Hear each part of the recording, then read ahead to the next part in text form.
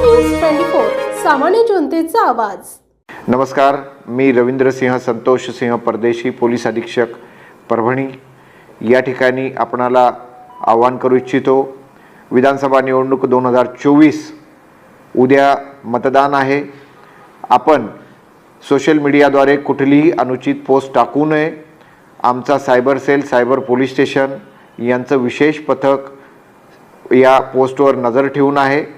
कुठल्याही पोस्टमुळे आचारसंहिता भंग होत असेल, जाती धर्मात तेढ निर्माण होऊ शकत असेल, अशावर कठोर कारवाई केली जाईल।